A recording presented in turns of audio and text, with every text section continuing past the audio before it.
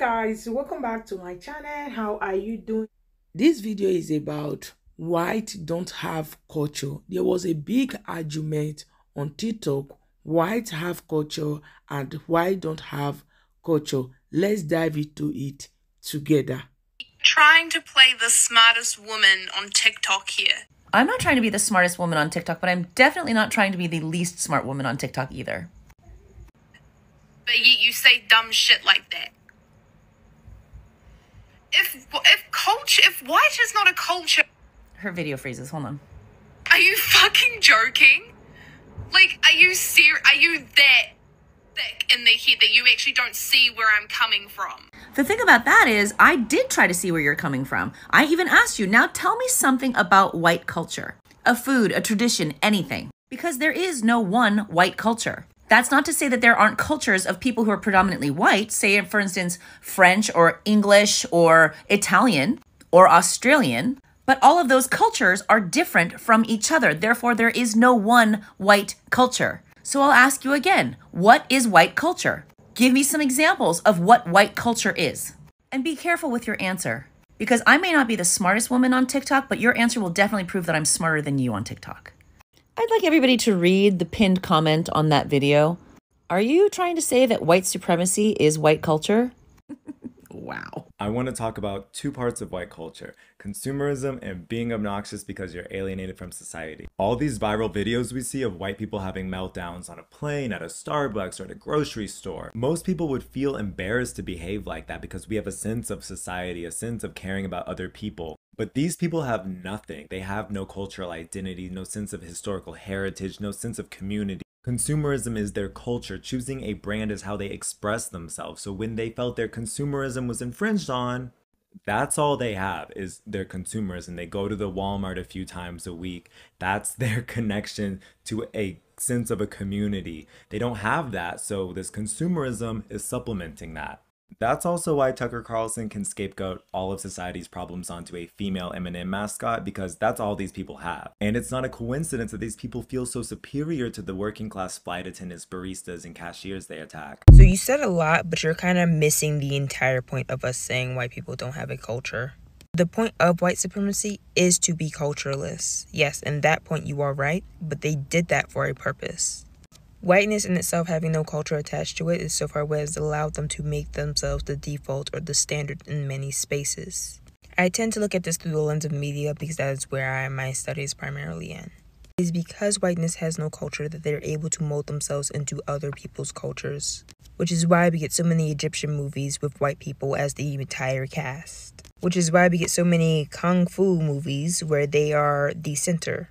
But nowadays, because whiteness has not allowed itself to be attached to any culture, it is now damaging. Let's look at Disney, for example. At first, it started with princesses like Jasmine, Tiana. Mulan's not a princess, but Mulan is, marketing-wise, a princess. Because they tied culture to them, there is no way to make them anything else but the culture and race that they are. They cannot be white. And now, with The Little Mermaid, we are seeing a step further. And that is the idea that if there is no cultural significance to a character, whiteness does not have to be the default. And that in itself leaves so many princesses that we would know to be white now up for grabs, because now we can no longer treat white as the default. And because of that, you see so many white people trying to scramble for Ariel to be attached to a culture that is predominantly filled by white people, when nowhere in the movie was she. So no, pointing out that white supremacy is built on the fact that white people have no culture and thus are able to adapt to any other culture does not help them, at least not anymore.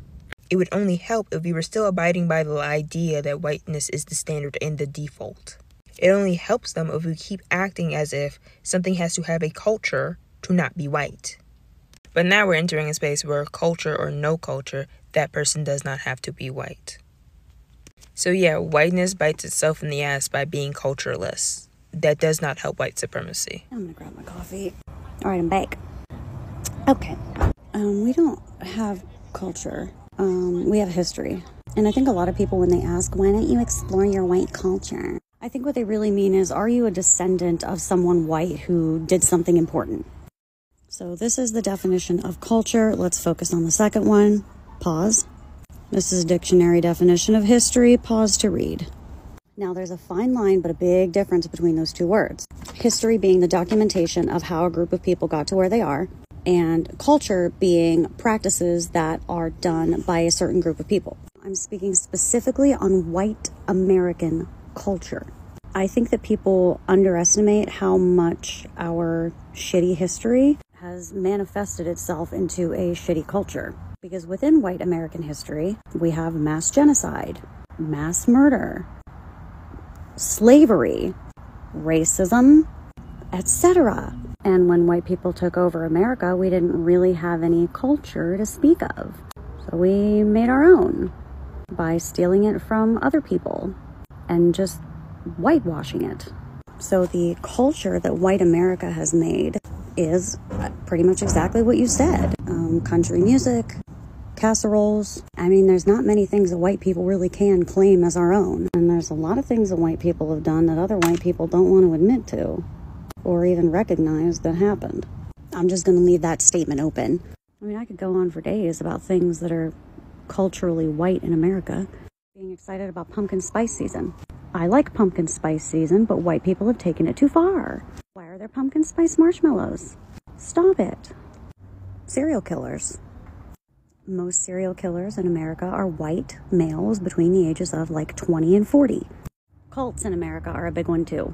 Namely religious cults, where people will quite literally marry off their children like 13 and 14 years old to these like 40 and 50-year-old men. Because that's what Jesus would want. I'm going to summarize because I'm running out of daylight. And I'm summarizing with my opening statement that white people don't have culture. We have history. Yeah, so don't forget to drink your water. As a white person, I would love to answer the question of what is white culture? White culture is stumbling upon a new land that's already got people in a whole civilization and then claiming that you discovered it. White culture is committing mass genocide of the native people on the new land. White culture is enslaving an entire race of people, bringing them to the new country, and then enslaving them, putting them to work, beating them, robbing them of everything, their culture, their heritage, all while raping their women. White culture is not knowing how to cook anything but meth. White culture is having 3 good teeth and 2 of them needing to be pulled. White culture is having mama being married to Uncle Daddy, all while trying to tell the next person how to live their life. White culture is essaying your children, all while saying, "Look over there," to distract you so that you don't see what's really going on. White culture is using religion and laws to oppress groups of people who you think are less than you. White culture is believing that Jesus is white. White culture is shooting up your school when you don't get your way. Thank you for joining me in this brief history lesson on white culture. Brought to you by white people who aren't that white. So go back and watch her video, and also while you're watching her video, go to my playlist that says words mean things, because you're going to need it to understand the difference between race, ethnicity, nationality, and religion, and how it's taught in the United States before you decide to make a comment on this video. So have you ever asked a white American what is white culture, and they'll start rambling all things about Irish, German, Italian? That's not white American culture. Those are European nationalities. It has nothing to do with white American culture. When it comes to music, they can't claim country music, rock and roll, bluegrass, none of that, because all of it comes from black people.